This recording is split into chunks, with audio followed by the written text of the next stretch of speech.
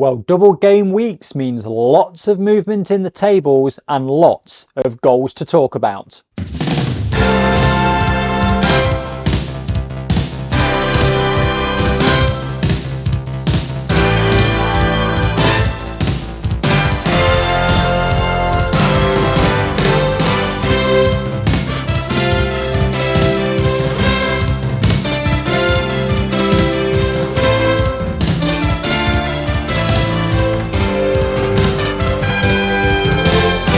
Yes, welcome along to this week's Women's Football Chat. My name is Chris Gadsby. I'm usually here every Thursday at 6 p.m. bringing you the very latest from the third and fourth tiers of women's football here in England. This is the show that's dedicated to the FAWNL. And I say usually Thursday at 6 o'clock because this week coming to you at Friday, hopefully 6 o'clock if it gets uploaded in time. But essentially, because of the midweek fixtures and the number of games taking place last night, I decided I'll move the show back a day, and that just means that, well, 3 of the league tables will stay relevant right the way through to next week's show. There are 3 league games taking place this weekend.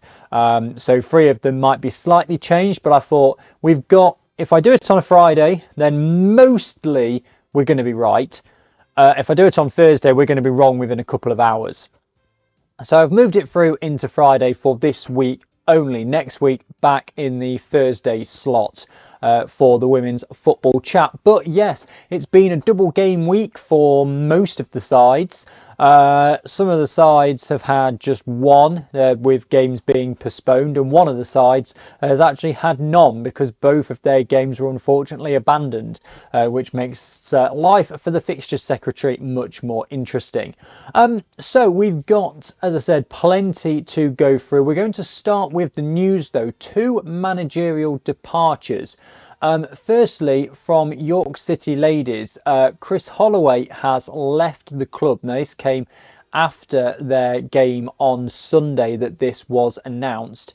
So Chris Holloway has left York City Ladies. York City currently in Division 1 North are bottom of the table with just 3 points.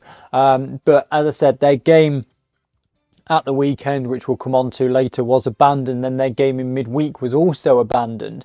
So they do now have 2 games in hand on many of the teams above them. In fact, the only teams they don't have 2 in hand on are Middlesbrough and Barnsley. If York were to win both of those games, they would climb as high as 6th. But Chris Holloway has made the decision to leave York City Ladies. And then the other managerial departure comes from Lincoln United. You'll remember just promoted into the league for this season, and this change was made on Wednesday. So this was after the weekend's game, but before their game against Lincoln City last night. And it says that Lincoln United women have today parted company with first team manager Ricky Pledger. We were extremely reluctant to make this change, and it is not a decision that has taken lightly nor in haste. We shall provide an update on new coaching staff in due course.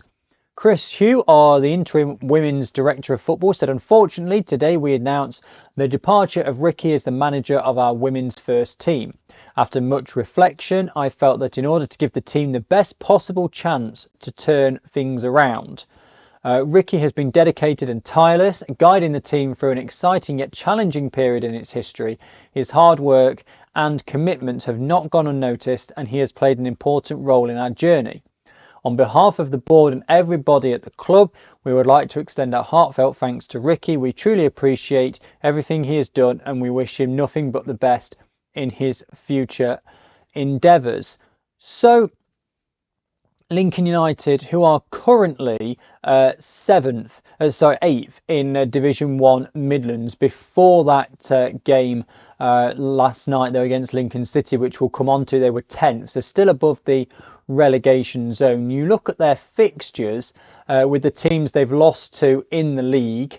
They've lost to Notts County, who are 5th, Loughborough, who are second, Northampton, who are third, Leafield, who are fourth. They have beaten Lincoln City and Worcester City, who are the bottom two, got a draw with Solihull Moors, and they lost to Peterborough in the Cup. So there is a bit on social media of people thinking that that might be slightly harsh given the calibre of team that Lincoln United have already played. But they have made their decision, and we await to see what coaching change they make going forward, and if that will help Lincoln United improve at all. But as I said, kind of lower mid-table so far in the Division 1 Midlands. Right, let's get straight down to the results. We've got a lot to go through with a double game week, but fortunately not a huge amount to talk about going into this weekend in terms of leagues that we've got to really look at. Northern results then. We'll start on Sunday rather. Burnley beating West Brom by just 1-0. Rihanna Blades with the goal in that one for Burnley. Nottingham Forest go up to Hull and win by 4-0. Charlie Wellings brace for her in the 10th and the 50th minute. Mel Johnson 28th and 33rd minute, putting Forest very comfortably in front. Forest, incidentally, it's come out in the news today, had all of their kit stolen out of the back of Carly Davis's car. It wasn't clear exactly when it is, but it said it was from outside of her home. So Forest to get a load more kit, I guess, before their game at the weekend. Liverpool Feds 5, Sporting Cowser 1. There it is. Goals in this one too, Liverpool Feds, all coming in the second half. In fact, all of the goals coming in the second half. Ellie Fletcher in the 52nd minute, Courtney Willis in the 59th, and then Katie Anderson in the 70th, Emma Johnson 75th, and Emily Cole in the 89th minute. Just one goal for Sporting Cowser, also in the 52nd minute. That one coming to Lowry Walker. Rugby Borough 4, Derby County 0. Early goals here for Rugby. Ebony Wiseman 28th minute, Yasmin Mosby 38th minute, so 2-0 up at half time. Georgia Robert 55th minute, and Ebony Wiseman again in the 67th minute makes it 4-0 to Rugby Borough. Stoke City 2, Wolverhampton Wanderers 2. A relatively late goal from Amber Hughes here. 11 minutes to go was what got Wolves the draw in the end. She'd opened the scoring in the 12th minute for them, but one for Tamara Wilcock and one for Millie Ravening in the second half had put Stoke in front before Hughes equalised there towards the end. And Halifax 0, Stourbridge 3. Good away win for Stourbridge. Goals coming to Leonie Joyce in the 1st minute and then the 55th minute, and then one for Sienna McCann-Lloyd in the 85th minute. Moving through into midweek, Derby lose again 4-2 to Stoke this time. Derby not put their team up yet, but goals for Stoke. Millie Ravening 21st minute, Jessica Reeville 45th minute, Shannon Stamps 45+1, and Molly Holder in the 50th minute. Halifax 1, Hull City 4. Minnie Wilson scoring for Halifax in just the 2nd minute, but Shakala Brooks, Catherine Hamill, Hope Knight and Helen Linsky with the goals for Hull City means they comfortably win by 4-1. Burnley get a very late winner away at Liverpool Feds. They'd taken the lead through Georgia Marshall in the 12th minute. Ellie Fletcher then equalised for Feds in the 54th, but Brenna McPartlin in the 97th minute gave Burnley all 3 points in a clash towards the top of the table. No such trouble for Wolverhampton Wanderers, who comfortably beat Sporting Cowser by 5-2. Although Sporting Cowser had taken the lead through Megan Cann in the 9th minute. Amber Hughes 22nd and 29th minute put Wolves in front. Then Tammy George in the 30th minute put them 3-1 ahead. Although Sporting Cowser did get one back through Isabel Redding in the 59th minute, that only lasted for 3 minutes before Beth Merrick in the 62nd, then Anna Morfitt in the 85th made it 5-2 to Wolves. West Bromwich Albion beating Stourbridge by 5-0. Very comfortable for West Brom. 2 for Ellie May, 1 for Simran Jamat, Hannah George and Lucy Davis. And then the big clash at the top between the top two. Rugby Borough 1, Nottingham Forest 1. Scorers not put on the system. I can remember Forest's was Molly Green from the penalty spot. Rugby's has not been put on the system, but they did score early in like the 5th minute. I'm trying to have a look at the list and see if I can remember who it was, but nothing's jumping out at me as to who scored Rugby's goals. These games were only on Wednesday, so as I'm recording this, they technically don't need to have all the info doesn't have to have been put onto full time yet. It's still got, technically another 7 hours or so before that's supposed to have happened, so some of it might be missing. Northern table, then, not a lot of movement. Forest still remain 1 point clear of Rugby, Burnley and Wolves. Liverpool Feds remain 3 points behind them. West Brom and Stoke both on 10. Stoke now above Derby County. Stourbridge out of the bottom 2 with that win, and Halifax drop into that bottom 2. But there is a clear split now. We knew it was going to happen. There is this top of the table, bottom of the table kind of divide. We wondered how Liverpool Feds were going to cope against these big teams at the top. The answer was very well. They very nearly got a point at home to Burnley had it not been for that 97th minute goal. Forest and Rugby pretty evenly matched. You would say maybe Forest had the better of that game on the basis that they were away and got a point. For Forest, they have got through that difficult month of September of Wolves, Burnley and Rugby Borough unbeaten, and they're top of the table. But it is a lot tighter than I think some people would have thought it was going to be. If you take as a just a bit of a look back really at this exact day last season, it was a bit slow for some. You remember we had some delays and what have you, but if we skip forward, bear with me here, until teams have played pretty much what they have now. So Burnley were top on 20 points from 8 games. Newcastle with 6 games are on 16. Wolves 16 from 7 games. So they've done exactly the same this year. Slightly lower goal difference, but Wolves have done exactly the same. Burnley have done pretty much the same. Forest have done much better. But there was already a 4-point gap. Newcastle had a game in hand, 2 games in hand on Burnley. They could really have pushed that gap out, which they then ended up doing.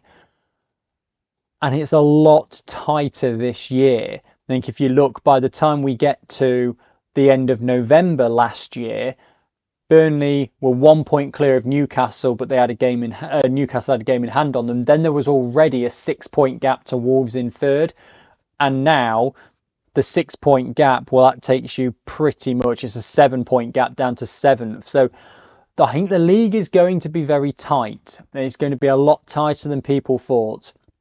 I think down towards the bottom as well. That's an interesting one. Sporting Cows are evidently struggling. Halifax are struggling as well. Derby are a lot lower than I thought they were going to be. Stoke they've got a game in hand, but realistically that would only put them back above West Brom. So it is, you are definitely seeing that split. It is the top 5 and then everybody else, and you almost sense that it might be a bit of a mini league again between those teams in the top 5. What's going to be key is not dropping points, what I'll say is stupidly, against teams in the bottom half. The couple of years ago when Forest won the league, it was made all the more tense by the fact that they drew with Loughborough about 4 games to the end. I was in Loughborough on their way down but managed to get a point, and things like that. It's about doing, for all of the teams in the top 5, doing the job properly and not getting complacent when coming up against the teams down towards the bottom. Southern Premier Division then, AFC Wimbledon 4, Exeter City 1. Emily Donovan in the 45th minute, Ashley Hinks 56th and 65th minute, and Ellen Dory in the 60th minute. Comfortable win for AFC Wimbledon, Zoe Cunningham with the only goal for Exeter City, but a very comfortable win for Wimbledon.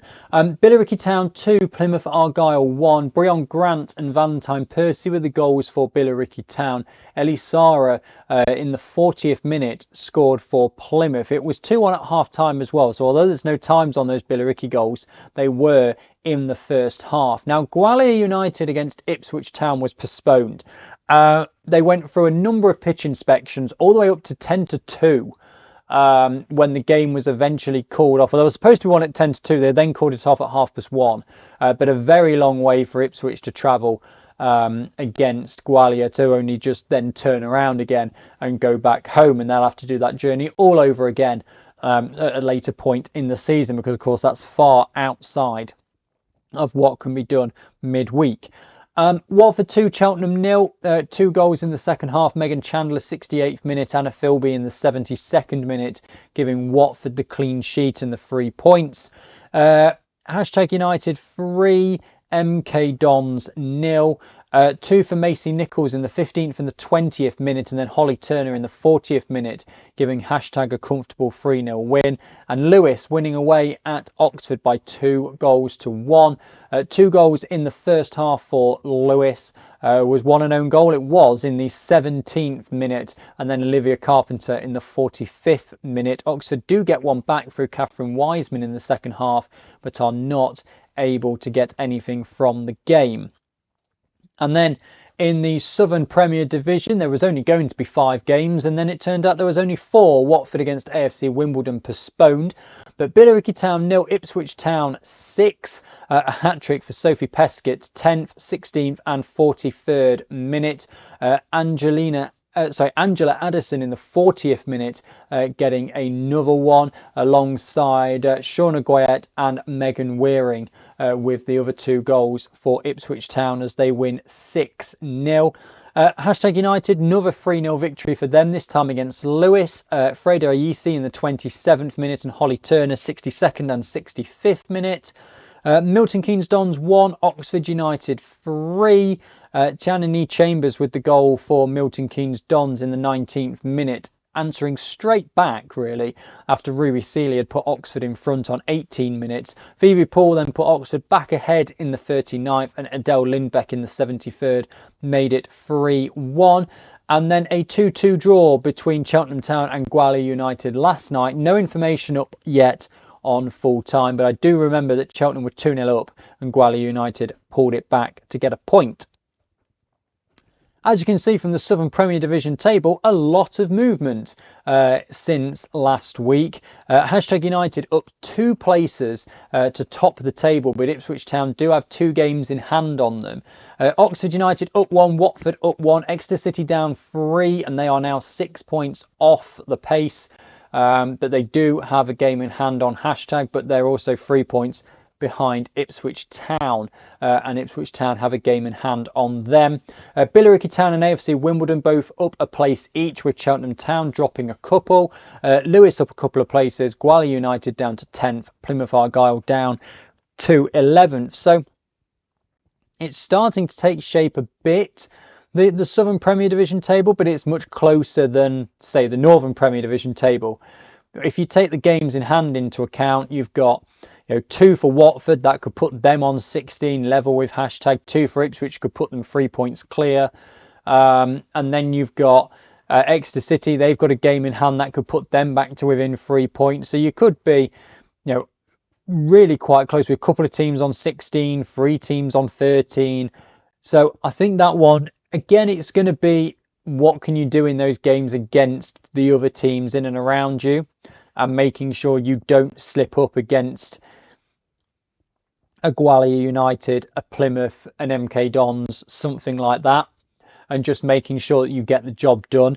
But that is going to be an interesting one to watch over the next few months. Of course, the league really slows down. We have barely any, particularly in Tier 3. There's like no real league fixtures this weekend. In fact, there aren't any league fixtures this weekend. because everybody's in cup. Then there's a couple of weeks of league. Then it's the second round of the cup and the plate. So some teams will be action, some won't. Then you've got one more league game. Then it's the FA Cup. And if you're in Tier 4, it's even worse than that because you've got the third qualifying round of the FA Cup. So the board is looking very scarce for Tier 4 at the minute in terms of league fixtures. It's going to start slowing down. So there's going to be less movement week to week in terms of the league. And then, of course, we get through October and all those cup games. We get into November, bad pitches, postponements, into December, frozen pitches, January, waterlogged, February, waterlogged, etc. So it is important to get out to an early start, and the likes of hashtag, the likes of Ipswich have done that. It's then also just as much a case of when you haven't got the games and you've got long spells between the games, making sure you're staying match fit, the training's right, etc. So that the disruption of not a game every single week doesn't affect the team. Shall we move into Tier 4? Let's move into Tier 4. We'll start with the Midlands. Lincoln City 0, Boldmere St Michael's 4. Not as bad of a result for Lincoln City as they had in the Cup against Boldmere St Michael's when that was 9-1. Jade Formaston 2 for Janelle Stracker and 1 for Latea Bojang for Boldmere St Michael's, 4-0 for them. We missed out on the top of the table clash between Northampton Town and Loughborough Lightning. That was postponed. But Sutton Coldfield Town against Barnsley Women's, super subs for Barnsley Women. Although it's a joyful thing full time. 4 goal scorers, but they only won 3-2. It was Anita Gaspar, Daniela Krejceva and Olivia Richardson that got the goals for Barnsley Women, and 2 for Eva Rogers for Sutton Coldfield Town, but they don't get anything from that game. Notts County, a good away win to Worcester City. Leah Hardy 65th minute, Jessie Knott 78th minute, Keely May Crew in the 81st minute getting one back for Worcester, but Notts take all 3 points. Leaford Athletic beat Lincoln United by 4 goals to 0. Where is that one? There it is. It's harder to find Leaford Athletic in a big list because the badge is wrong on full time. Evangeline Gallup in the 9th minute, Tiara Jade in the 53rd minute, Megan Jenkins 67th minute and Hannah Fishwick in the 80th minute. So a comfortable win for them. Peterborough United just beating Solihull Moors by a goal to 0. Renee Bennett in the 98th minute with the only goal of the game. So Peterborough get the 3 points they need, but they very nearly messed up there away at Solihull Moors. Into the midweek action, Northampton Town beating Sutton Coldfield Town by just a goal to 0. Amber Pearson in the 13th minute giving them the win there. Solihull Moors losing to Worcester City by a goal to 0. Olivia Mitchum in the 3rd minute put Worcester ahead. They held on for the rest of the game and get their first win in the FAWNL. Good week for Notts County. They beat Barnsley Women by 2 goals to 1 last night. Laura Bartott with the goal for Barnsley Women. No goals yet up for Notts County, but I can remember it was a very late winner for Notts County as they get yet another 3 points. Leaford Athletic also with another 3 points. Jessica Lowe 54th minute, Hannah Fishwick 65th minute as they beat Boldmere St Michael's by 2 goals to 0. In the Lincoln Derby, it's United who come out on top, beating Lincoln City 5-1. And it's 1-1 in that big top of the table clash between Peterborough United and Loughborough Lightning as they draw 1 apiece. With those games being last night, the information isn't all up on full time yet, so kind of a bit of a race through. But because they played 1 extra game, Peterborough United go top of Division 1 Midlands, overtaking Loughborough Lightning. But as I said, Loughborough game in hand and the better goal difference, but those two are still not really pulling away from everybody else. Loughborough had the opportunity to, of course. Had their game against Northampton Town been on, then they could have gone back to the top of the table. But Northampton Leaford Athletic, with a game in hand over Peterborough United as well, they win that. That's only 1 point behind. So it is very much a four-horse race in Division 1. Midlands, Notts County, good week for them as well. They are already 7 points back. There's a game in hand in there for them. Are they really going to, put pressure on for the top? I think a top half finish, given how Notts County were last season and only just surviving. I think if they can finish in the top half, that'll be a very good season for them. Bournemouth St Michael's are up 4. That's how close the bottom half of Division 1 Midlands is. That win put them up 4 places despite then losing last night. Barnsley Women up 1, Lincoln United up 1, Sutton Coldfield Town are down 4 and Solihull Moors are down 3.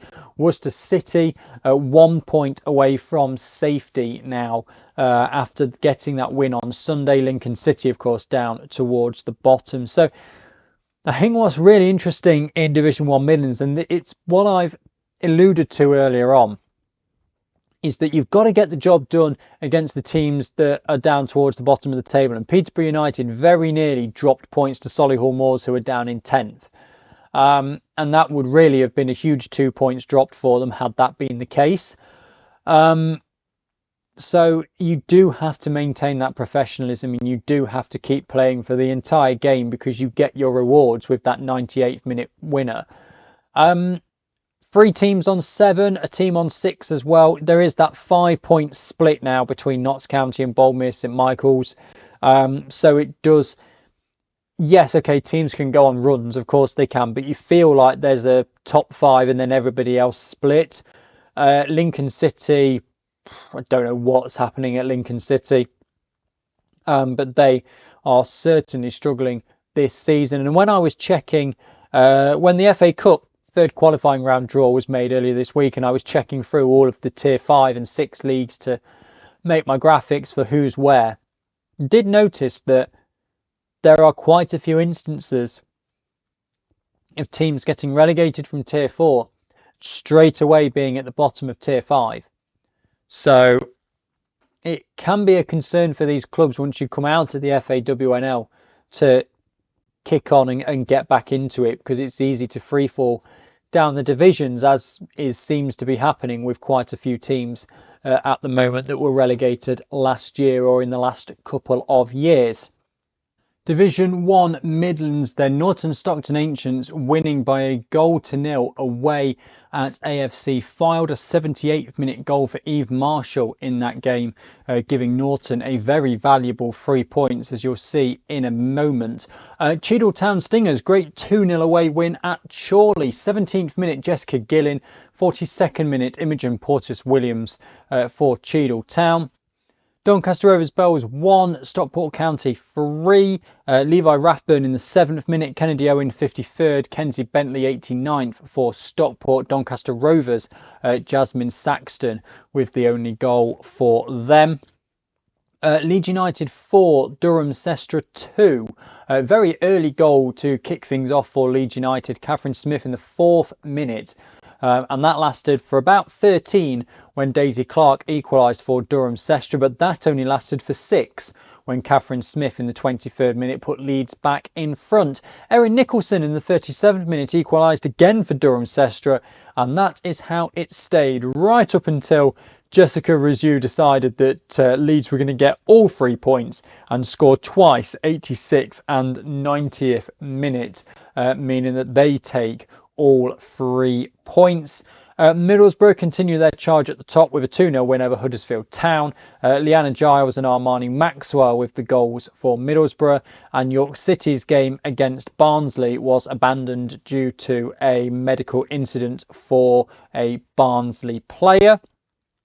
We understand they are now doing okay. Then if we move into midweek, and you'll see there on the screen again that York City's game abandoned again, this time for an incident to one of their players, who again they put out on social media that they are doing okay.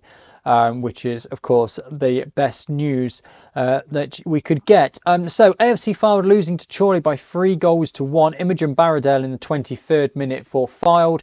Goals for Chorley, Saffron Newhouse, Molly Wood and Nicola Worthington. Leeds United, another victory, 3-1 this time against Doncaster Rovers Bells. Amy Woodruff in the 5th minute. Jasmine Saxton had equalised for Doncaster in the 22nd minute, but Jessica Razoo 66th and Darcy Green 86th for Leeds United mean that they take another 3 points. Stockport County winning 1-0 against Cheadletown Stingers, but their lineup isn't on full time yet. Huddersfield 1, Barnsley 1. Charlotte Stewart with the opening goal for Huddersfield Town that they hold into half-time. But Freya Walton just before the hour mark equalised for Barnsley. And Norton Stockton Ancients, another good win for them. A 94th minute winner to Bianca Owens gives them a 1-0 victory over Durham Sestra. And that means that Norton Stockton Ancients jump 5 spaces in Division 1 North from bottom of the table in 12th up to 7th and 5 points clear of the drop. That is how quickly things can change at this early stage of the season. So the top 3 are all the same. Middlesbrough missed the opportunity because of that abandonment to move 4 points clear at the top. But Cheadletown Stingers 2nd, Chorley 3rd. Leeds United and Stockport County are both up 4. Huddersfield Town down 1. Norton Stockton Ancients, as I said, up 5. Durham Sestra down 4. Doncaster down 3. Fylde down 3. And York City down 2. But York City, of course, have got 2 games in hand now. They could go up as high as 6th if they were to win both of those. Middlesbrough and Barnsley, who were the opponents for York City in both of those abandoned games, have 1 game in hand on the rest of the table. So particularly that York City Barnsley game is obviously a very important one towards the bottom. We don't know when that's going to be put back in the system yet, but it will certainly be one to watch out for because it is going to be so important down towards the bottom. But it's a similar situation. You see AFC Fylde there. They're down towards the bottom of Division 1 North. Of course, they, with Huddersfield Town, came down from the Northern Premier Division. They're struggling again in this tier.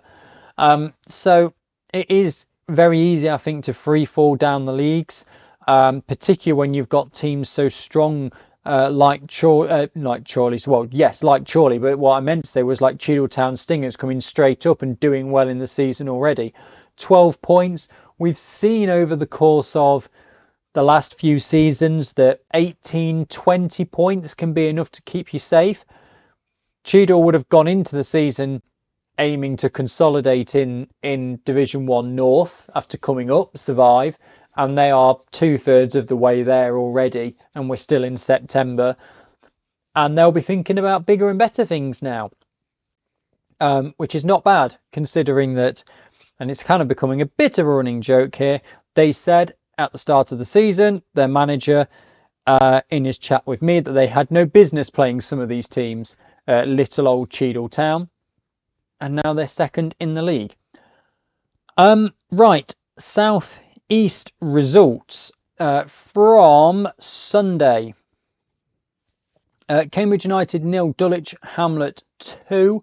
Good win for Dulwich. Angie Dunbar Bonney 26th minute. Natasha Stevens in the 50th minute. Cheshire United 2, Norwich City 2.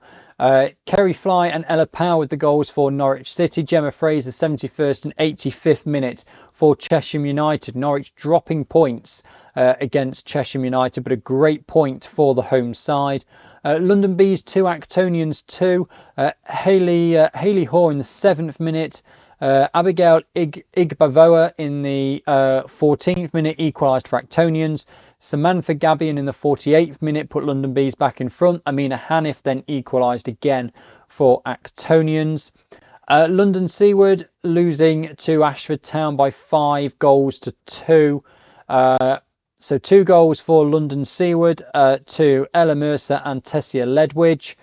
Goals for Ashford Town, there's only 2 on full time out of the 5 that they scored. And Asa Harney and Isabel Morley with the goals for Ashford. They also had, I did look this up when I was doing my stat sheet, and I can't remember which three they were. I might be able to find it out if I look at the sheet and see who's bottom of the table in terms of scoring. That might give me some of them. But Ashford Town really should have their scorers on by now. Ellie Lumscombe, so Anisha Harney got a hat-trick in that game, even though only one has been put on full-time. Ellie Luscombe and Isabel Morley with the other goals for Ashford Town. So a 5-2 victory for them. Real Bedford against AFC Sudbury was postponed, and Chatham Town draw with Queen's Park Rangers 1-1. Emily Hill in the 28th minute for Queen's Park Rangers. Otesha Charles in the second half, equalising for Chatham Town. Into midweek, another draw for Norwich City, this time away at AFC Sudbury. Jessica Allen with the goal for Sudbury to equalise after Tamsin Medgill had put Norwich in front. Actonians missed the chance to go top of the table by 1 goal. If they'd have scored 10 against Chesham United, they'd have been top of the table on goals scored. But a 9-2 victory means that Norwich City stay there for the time being. Amber Dredge with 1, Amina Hanif with 1, Abigail Igbavboa with 1, Dion Noor with 1, Hannah Lalani with a hat-trick, and Molly O'Reilly with 2. Yeah, that's all 9. Chesham United don't have theirs up yet. Chatham Town then beat Dulwich Hamlet by 2-0. There's no information at all about that one up yet. Queen's Park Rangers 4, Ashford Town 3, a hat-trick for Grace Stanley, 60, 65 and 76th minute, and 1 for Mila De Santos in the first half. There's no information about Ashford Town yet. Real Bedford and Cambridge United play out a 0-0 draw. And then last night, London Bees beat London Seawood by 3-0, but the information is not up on full time yet.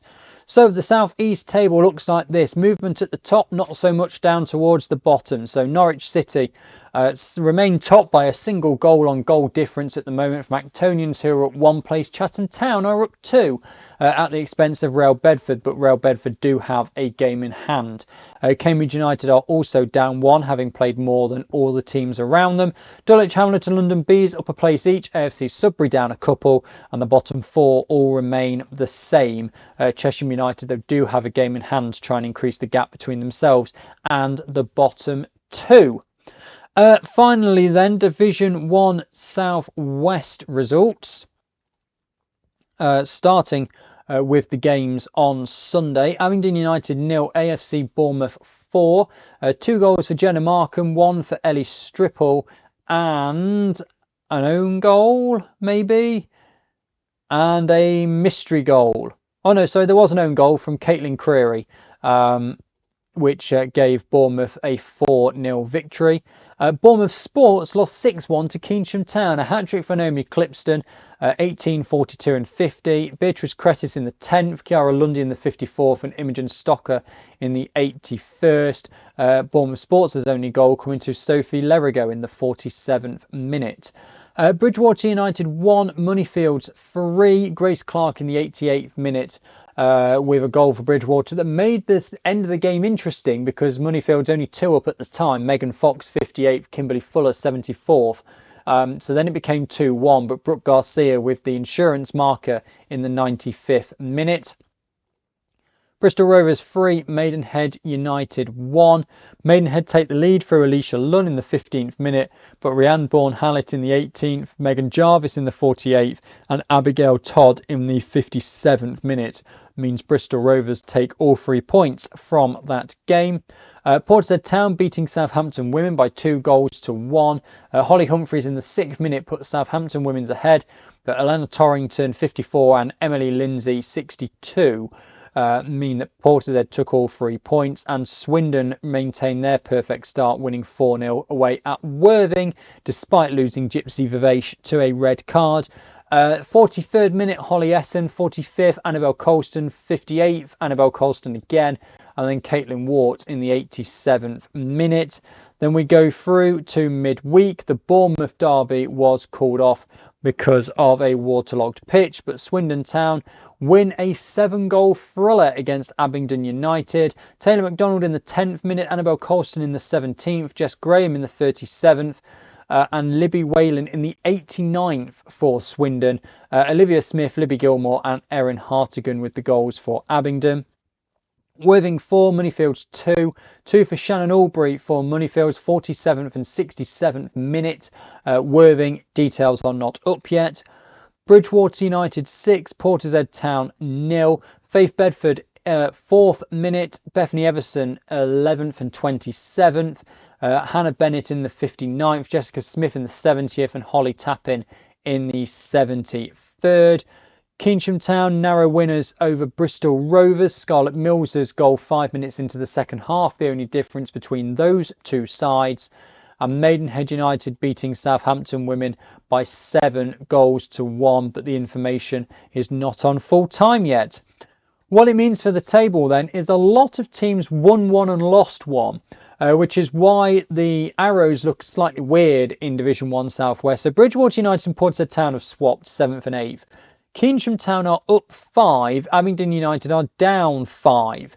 So Keynsham Town 6 points for the week, which has moved them from 10th to 5th. Abingdon United no points for the week. And everybody else, Worthing, Bridgewater, Portishead and Maidenhead, all won 1 and lost 1. This means they all gain 3 points as a collective and pretty much stay where they are. Bridgewater and Portishead have swapped because of goal difference. And then Keynsham have jumped above the lot of them and Abingdon have fallen below the lot of them. But Swindon Town remain perfect, 7 from 7 at the top of the table. They're 6 points clear of AFC Bournemouth, but Bournemouth have 2 in hand. They are now pulling away, though, from Moneyfields, who, even if they win their game in hand, will be 6 points back. So you almost feel as though it's getting to be a similar situation for Bournemouth as last year when they were fighting Exeter all the way. Only this year they're fighting Swindon. And down towards the bottom, Southampton women still yet to get off the mark this season, but they've got lots of games in hand. And Bournemouth Sports are 3 points from safety, but again, with 1 game in hand on Abingdon and 2 on Maidenhead United.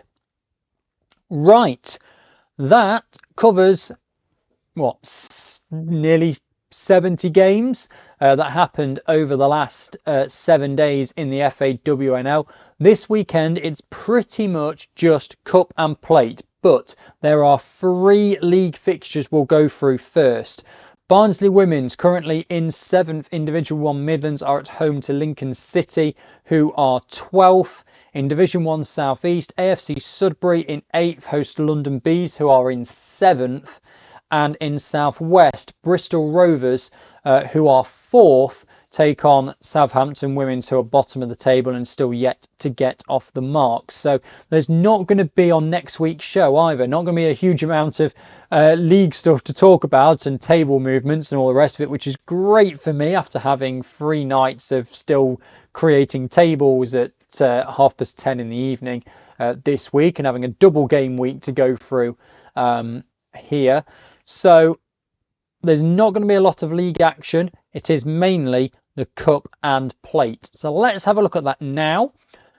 So cup first round, these are all taking place on Sunday. You've got your north and south split still.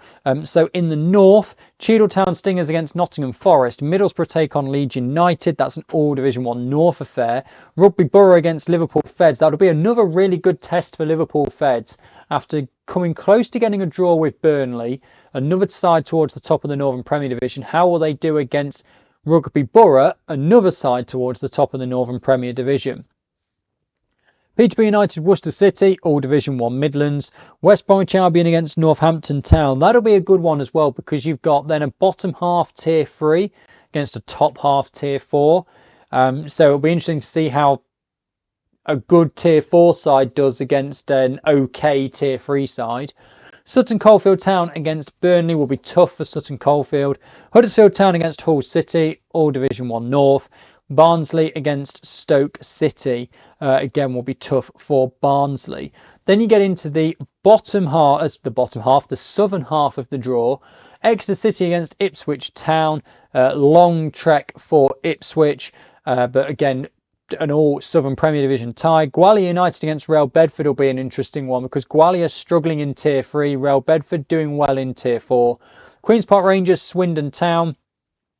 Again, Queen's Park Rangers, they're doing not great in South East. Swindon Town flying in South West. Billericay Town against Oxford United is all Southern Prem. Maidenhead United 9th in South West. Plymouth Argyle in the Southern Premier Division. Moneyfields against Dulwich Hamlet is going to be a really interesting matchup as well. Lewis against Watford, they came against each other obviously in the Championship last season. And then Derby County, who are the northern team that are in the southern section, despite the fact there are teams in the northern half that are 60 miles south of Derby. No idea and no explanation as to why on that front.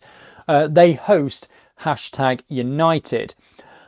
In the plate, we have 7 academy sides left. Hopefully, we're getting rid of 6 of them this weekend. We're definitely getting rid of 1. Hopefully, the other 6 go as well. But AFC Wimbledon against Chesham United, Tier 3 against Tier 4. Bournemouth Sports against Charlton Athletic Academy. Cambridge United against Bristol City Academy. Halifax take on Notts County. That's going to be interesting as well for the same reasons. Low Tier 3, going well in Tier 4. How are they going to match up? Lincoln United against Aston Villa Academy. London Seaward take on AFC Bournemouth. Loughborough Lightning against Norton and Stockton Ancients. The 2 academy sides, Manchester United take on Leicester. Norwich City against MK Dons. Top of Tier 4, bottom of Tier 3. Only one place separates them. Southampton Academy against Ashford Town. Sporting Cowsor against Durham Sestra. Stockport County against Liverpool's Academy. Wolverhampton Wanderers hosting AFC Fylde. That is not taking place at New Bucks Head because that got flooded in the heavy rain. So that's being moved to the Compton training ground, but we don't yet know at the time of recording what that means for fans. Keep an eye out on their social media and particularly the Wolves Women podcast for information on that. Worthing against Keynsham Town. Chatham Town take on Actonians, and Boldmere St Michael's go up against Cheltenham Town. So that'll do it for this week's episode of the Women's Football Chat. We had an awful lot to go through there, so thank you for sticking with me. Best of luck to all the sides taking part in the Cup and the Plate, and particularly those Plate sides that are coming up against the academy teams. If we can knock them all out early on, the better. And yes, 3 league fixtures to go through next week as well. So next week's show I imagine could be quite short because we'll just have the cup games, which don't have then league tables to chat about, and only 3 league fixtures, which aren't going to take very long to go through. The second round draw for the Cup and Plate are being broadcast on Monday on Instagram on Girls United FC again. And the FA Women's National League. We'll see how it goes this time. Hopefully the cobwebs came off after the first round draw and this one's a bit slicker. We'll see. But that's happening on Monday night. How many of the games will be on, because I think we're due even some more bad weather. We have to wait and see on that one. But at W Football Chat for all of the fixtures, all of the information about postponements, and then on Sunday evening the results and the tables as soon as those scores go in. And then throughout the week, well, Monday of course I'll have the draw pretty much as soon as it's done for the Cup and the Plate competitions. And then next Thursday, back in its usual slot, the Women's Football Chat at 6 p.m. But thank you very much for watching and or listening to this week's episode of the show. Feel free to like and subscribe, particularly if you're watching this on YouTube.